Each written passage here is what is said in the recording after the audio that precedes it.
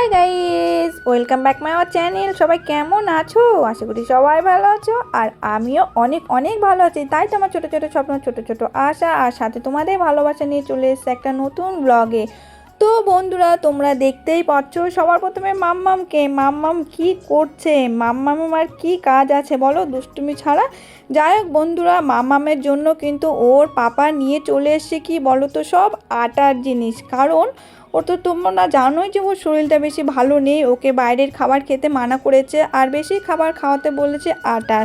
যার জন্য ওর পাপ্পা কিন্তু ওর জন্য সব আটার জিনিস নিয়ে আসছে, মানে যেটা ও খেতে পারবে, ম্যাগি থেকে শুরু করে সব কিছু। তারপরে দেখো ওর জন্য কিন্তু এখানে ম্যাগি রান্না করা হচ্ছে। এটা কিন্তু আটার ম্যাগি কিন্তু খেতে বেশি ভালো লাগে না, কেন আমি একটু টেস্ট করে দেখেছি, বেশি ভালো লাগে না। কিন্তু কী করবো বলো, বাচ্চাদের শরীর ভালো রাখতে গেলে তো এটা খাওয়াতেই হবে, তাই না? তারপরে দেখো আমি কিন্তু ওর জন্য বানিয়ে নিয়ে চলে এসেছি ছাদের উপরে খাওয়ানোর জন্য, কেন না ও তো খেতে প্রচণ্ড নখরা করে, তোমরা তো জানোই। তারপরে দেখো ওকে খাওয়ানোর পরে একটু বসাতে নিয়ে আসছি বই পড়ানোর জন্য। আর বই পড়তে বাচ্চাদের পেছনে কেমন ঘ্যান ঘ্যান করতে হয় তোমরাও তো সেটা জানো, তাই না? বাচ্চাদের সঙ্গে কিন্তু একদম বাচ্চা হতে হয়, তারপরে ওরা কিন্তু কথা শোনে। তারপরে ওকে যাই হোক যেমন তেমন করে বই পড়াতে বসিয়ে দিয়েছি। আর দেখো আমি তোকে ভিডিও করছি, আর জানো তো মোবাইল পেলে বাচ্চারা আর কিছু করতে চায় না। তারপরে ওকে বই পড়ানোর পরে এদিকে আমি চলে এসেছি স্নান করতে যাব। তো বাড়িতে আসবো দেখে ওর মানে জুতা টুতা মানে যা কিছু আছে সব গুছিয়ে রাখবো দেখে সব কিছু নিয়ে চলে এসে ধুতে। আর এখন তো গরম পড়ে গেছে, যার জন্য জুতা মানে গরম জুতোগুলো সব ধুয়ে রাখবো। তো মাম্মাকে নিয়ে চলে এসে ছাদে, দেখো মাম্মা কি সুন্দর ডান্স করছে।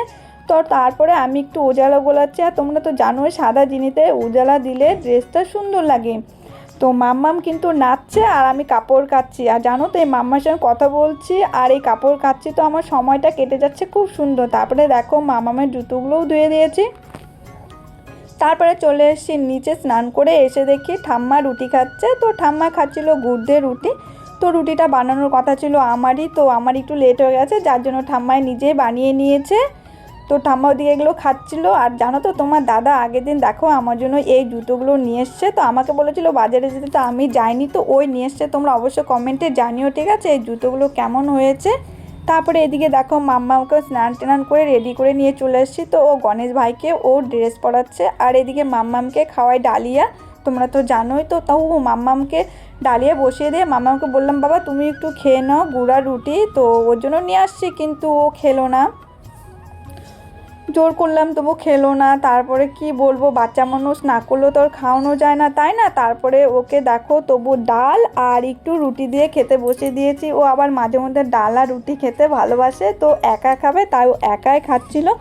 তারপরে এদিকে চলে এসেছি আমি সন্ধ্যাবেলা রান্নাঘরে। তো এই দেখছো কই মাছগুলো কি সুন্দর, তোমরা জানো এই কই মাছের ভাপা খেতে কিন্তু খুব ভালো লাগে। আমি অনেকবার খেয়েছি, কিন্তু এটা আজকে রান্না করব আলু আর ফুলকপি দিয়ে, যার জন্য আমি সন্ধ্যাবেলা তাড়াতাড়ি করে চলে এসেছি রান্না করতে। তো বন্ধুরা, তোমরা কে কে এই কই মাছ খেতে ভালোবাসো অবশ্যই আমাকে কমেন্টে জানিও। জানো তো এই ছোটোবেলায় এই মাছটা দিয়ে মানে লাউ পাতা চেনো, যারা লাউ পাতা চেনো, আজকাল তো লাউ পাতা সবাই চেনে, তো ওই লাউ পাতা দিয়ে এই মাছটা সিদ্ধ খেয়েছে, খুবই ভালো লাগে, আমার তো খুবই ভালো লাগে, মনে হয় লাউ পাতাটা দিয়ে বেশি করে ভাত খেয়ে নিই। তারপরে দেখো কষিয়ে ফুলকপি আর আলুটাকে কষিয়ে কিন্তু আমি জলও ঢেলে দিয়েছি। তারপরে দেখো মাছটাও ছেড়ে দিয়েছি, কি সুন্দর লাগছে না? এটা কিন্তু বেশি ঝোল রাখবো না, হালকা হালকা ঝোল রাখবো। তো বন্ধুরা দেখো আমার রান্না কমপ্লিট হয়ে গেছে। তারপরে এদিকে নিয়ে চলে আসছি মাম্মামের কাছে।